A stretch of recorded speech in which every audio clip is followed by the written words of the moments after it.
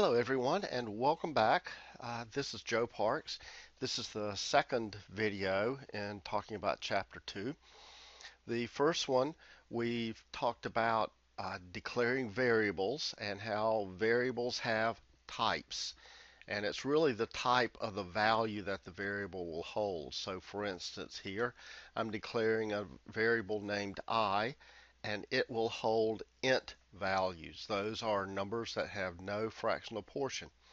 Here I'm declaring a variable called d, and it will hold double values. Doubles can have fractional portions. And similarly, here I'm declaring a variable called I like snow, which is a Boolean. I like snow can have the value of either true or false. It's got to be one of those two and nothing else. Every value in Java has a type. So for instance, this 5 here on 15 is of type int. It has no fractional portion. And I can store it in an int variable j. Here on line 16, the j is an int, the 4 is an int, so j times 4 is going to be an int, and I can store that into an int variable. I could also say something like d is equal to 5.0 times 8.0. Now, these 5.0, even though the fractional portion is 0, it can have a fractional portion. So 5.0 the compiler takes as a double. 8.0 similarly is a double. So this value right here is 5.0 times 8.0 is of type double, and I can store that value in a variable which is of type double, as it is up here on line 6.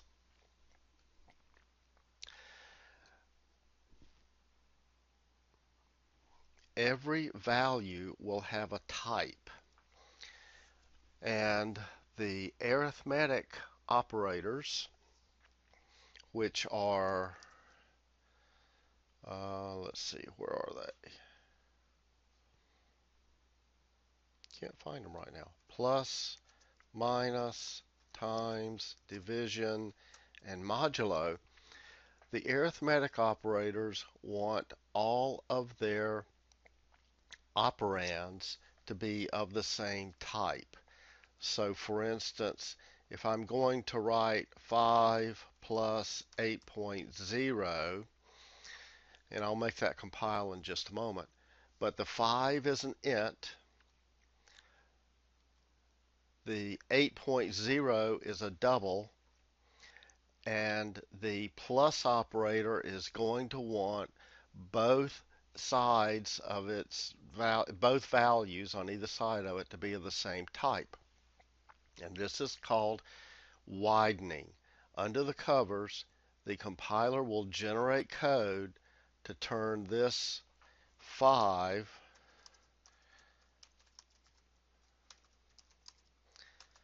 into 5.0, because converting an int to a double is a safe operation. I will not lose any information doing that. So I could say d is equal to 5 plus 8.0, and under the covers the compiler converts the 5 to a 5.0, and everything's fine. I could even say d is equal to 5 times 8. Now the 5 and 8 here on line 23 are both ints, so 5 times 8 is an int. But the compiler recognizes that d is a double, and so it converts that int value into the corresponding double value. Again, all under the covers, everything is fine. What the compiler will not do automatically is called narrowing. And so if I try to take my integer variable I and say it was equal to 5.0 times 8.0, I get an error here. The compiler says doubles can't always be converted to ints safely. Maybe a double value has a fractional portion like 3.14 or something, and the compiler gets really, really upset that the 0.14 would be lost in that situation. So what I would have to do here, if I really wanted to do that, is cast that 5.0 times 8.0 value into an int. A cast like this is a promise to the compiler. Dear Mr. Compiler, I know what I'm doing. Trust me. And so the compiler will convert that double into an int. Any fractional portion that may be present there is just chopped off and disregarded. Even if it's 0.9999, it's chopped off and ignored. So that's the deal about values have type in Java. Every value has a type, and the compiler knows what it is. And the compiler will check up on us and make sure that we either are doing something safe as we're doing up here on line 22 and 23, or we are explicitly telling it, dear Mr. Compiler, trust me, I know what I'm doing. Now I mentioned the math operators here. The definition of the math of one of those operators depends on the types of data we're giving it. Now you may think that's kind of ridiculous, but if here multiplication is double multiplication, is floating point multiplication, here multiplication is integer multiplication. And this really comes into play in two cases commonly. One is division. If I say k, which I declared up here on line 16 to be an int, if I say k is equal to 13 divided by 3, 13 is an int, 3 is an int, so I'm going to get an int result out of the multiplication. How do you get an int result out of the multiplication? Well, remember back to third grade. If I'm doing long division with the old funny vertical and horizontal box over something, then 3 goes into 13 4 times with a remainder of 1. And so the result for k is going to be 3, and the remainder of 1 is going to be just discarded. If I could then say j is equal to 13 modulo 3. Modulo is the remainder. So 13 divided by 3 gives a quotient, I believe they call it, of 4, and a remainder of 1. J gets the 1.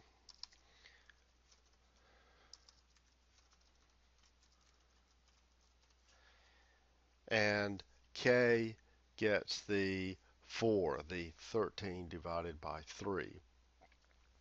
On the other hand, if I feed the division operator double or floating point number,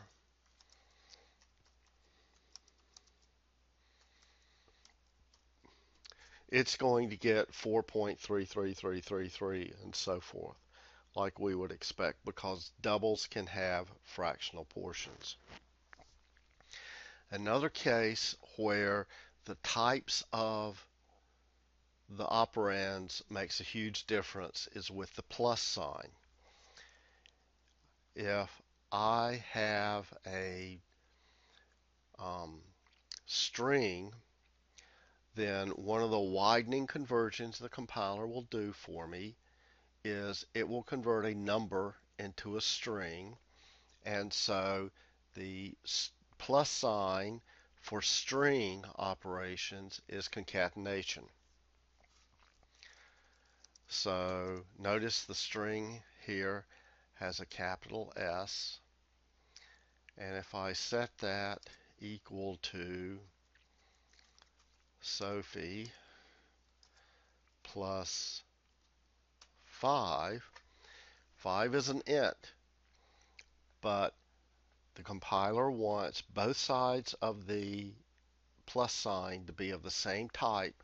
I can always convert a 5 into a string that has the character 5 or whatever numeric representation we want in it. And so Sophie will come out with Sophie space 5. Now I want you, one other thing I wanted to say, all the precedence rules you learned in math about division and multiplication being done before subtraction and addition, those things still hold in Java. And if you want to rearrange those operations, use parentheses, just like in math. Now, one thing I do want you to try on your own, and I'll set up the problem and then let you pause the video and see if you can explain it. I want you to tell me what's going to happen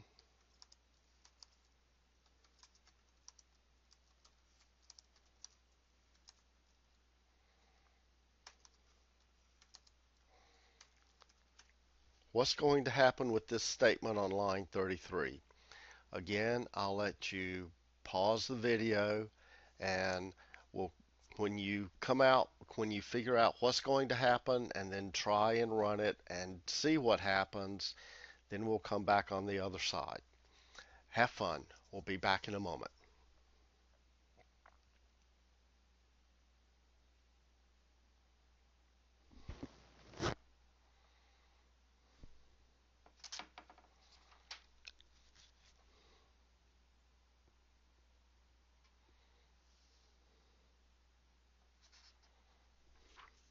Okay, hope everybody's back.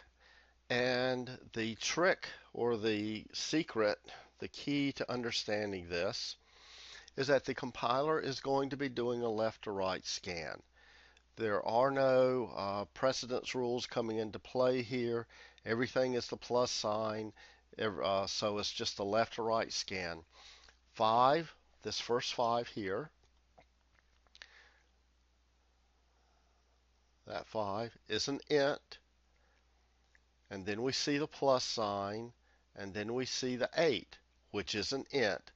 So this plus sign has int plus int.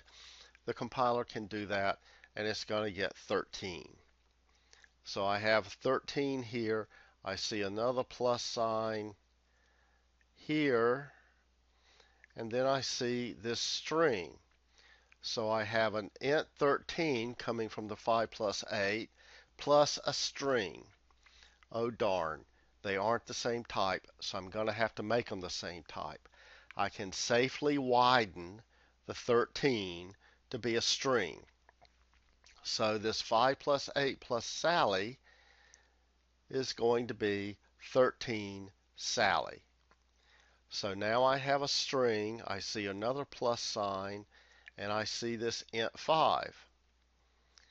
This int 5, I have a string plus int. I'm going to have to widen again. I convert the 5 to a string, so I now have 13 Sally 5, because plus is concatenation for strings. Then I see the 8. On the left, I have 13 Sally 5 as a string plus an int. I widen the int to a string, so I'm going to come out with 13 Sally 5 8. At least I hope I will. Let's run this and see if I'm right.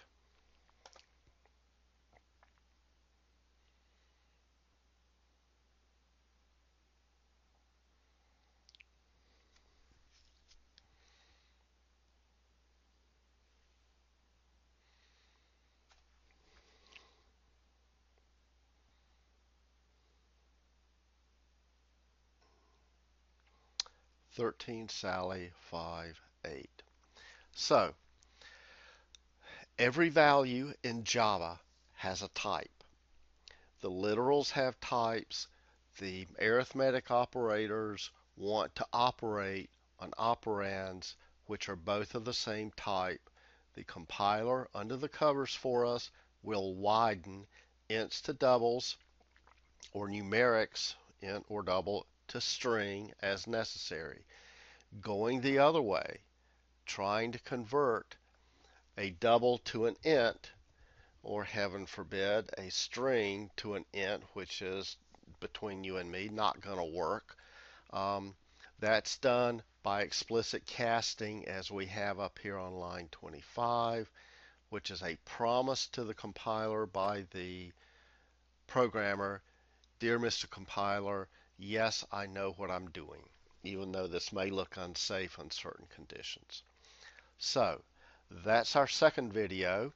Next time we'll come back and do work with scanner, and then we'll finish, and that will be all I'm planning on doing for chapter 2, and then we'll move into chapter 3. Chapter 3 is broken up over 2 weeks. The first week we concentrate on classes that are built into Java, and then the second week we concentrate on working with classes that somebody else has written. So I hope this helped, and I hope we get into class soon. Talk to you later. Bye.